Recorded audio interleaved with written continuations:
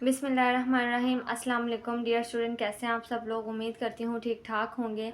Student, आज जो है ना मैं आपके साथ मोस्ट इंपॉर्टेंट क्वेश्चन शेयर करने वाली हूँ। आपने वीडियो को कंप्लीट वॉच करना है।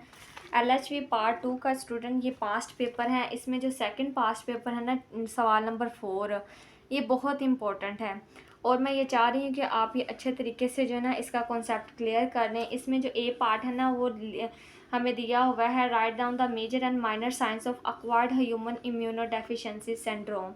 एड्स के बारे में हमने जो है ना माइनर और मेजर साइन एंड सिम्टम्स लिखने हैं। और बी पार्ट भी उन्होंने यही दिया हुआ है कि write the modes of the transmissions of AIDS and its control.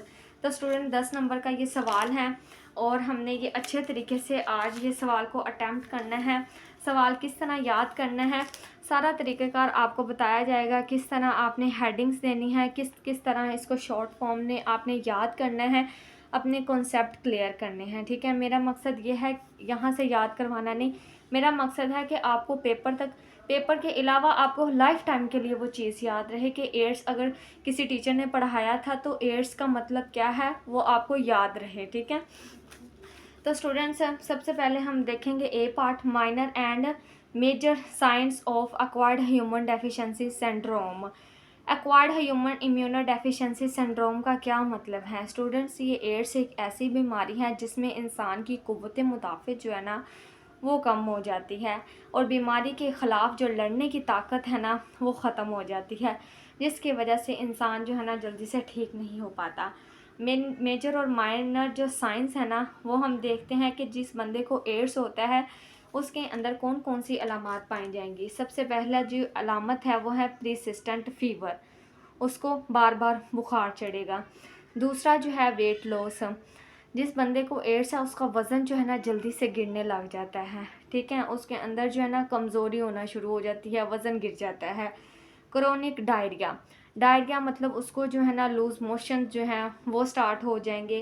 Persistent fatigue, थकन महसूस होगी। ज़ाहिर सी बात है, बुखार है, थकावट है और डायरिया है, जिसम बॉडी पेन है तो थकन तो लाजमी होगी। फिर है स्वोलन लैम्फ नोड, जो हमारी बॉडी के अंदर लैम्फेटिक सिस्टम है ना वो नोड्स जो है ना वो स्वेल हो जाएंगी। ठीक है, ये साइन एंड सिम्टम्स हैं माइनर एंड मेजर।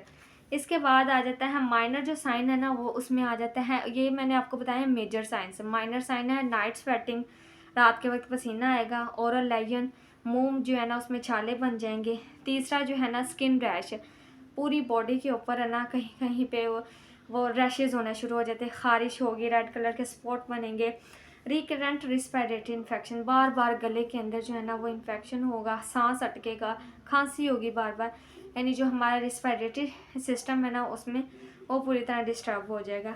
पांचवी जो माइनर इसकी साइन एंड सिम्टम्स हैं वो है न्यूरोलॉजिकल सिम्टम्स। न्यूरोलॉजिकल सिम्टम्स में जो है वो हमारी जो मेमोरी जो है ना वो लॉस होने लग जाएगी, भूलने लग जाएगा।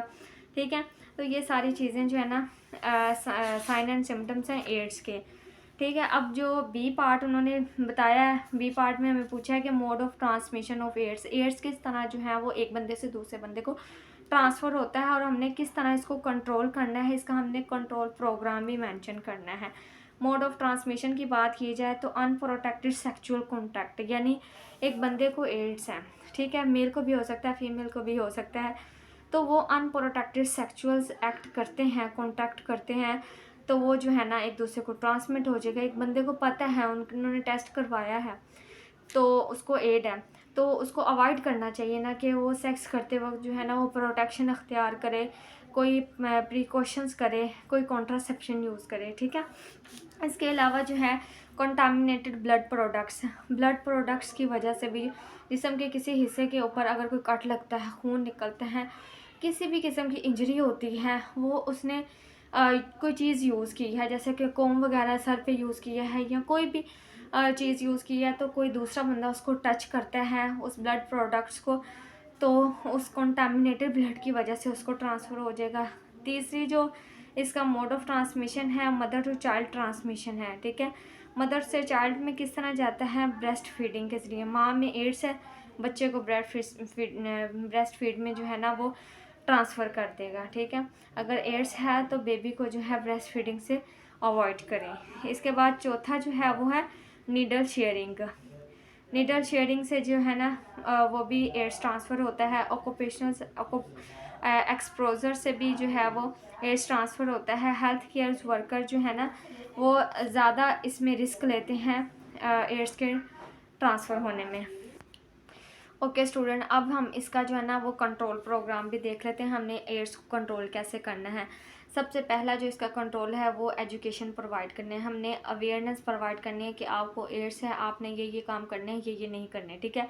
Awareness education. दूसरा जो है कॉन्डम को प्रमोशन करनी है कि अनप्रोटेक्टेड सेक्सुअल कॉन्टैक्ट से जो है वो अवॉइड करें, कॉन्डम को प्रमोट करना है। तीसरा जो है नीडल एक्सचेंज प्रोग्राम, यानी जब भी आपने किसी पेशेंट को नीडल वगैरह यूज़ करनी है तो उसका जो है ना वो एक्सचेंज उसको कर लें लाजमी तौर पर। नीडल से जो है ज़्यादा एड्स जो है ना वो फैलता है। चौथा जो है कंट्रोल प्रोग्राम वो एंटी रेट्रोवायरल थेरापी, यानी वो थेरापी हमने यूज़ करनी है जिससे ये वायरस जो है ना वो किल होता है। एंटी इन्फेक्शन उसको जो है ना वो किल करता है। पांचवा जो है कंट्रोल प्रोग्राम वो है prevention of the mother to child transmission, यानी माँ से जो बच्चे में चीज़ें ट्रांसफ़र हो रही हैं ब्रेस्ट फीडिंग के ज़रिए उसको कंट्रोल करना है, उसको प्रिवेंट करना है, एजुकेट करना है, मदर को गाइड करना है इस हवाले से, ठीक है। छठी चीज़ है ब्लड स्क्रीनिंग्स। अगर किसी बंदे को एड्स है तो ब्लड टेस्ट करवाने ज़रूरी है। ब्लड के डोनेशन से जो है वो प्रिवेंट करें। और सातवां है काउंसलिंग एंड सपोर्ट सर्विसेज।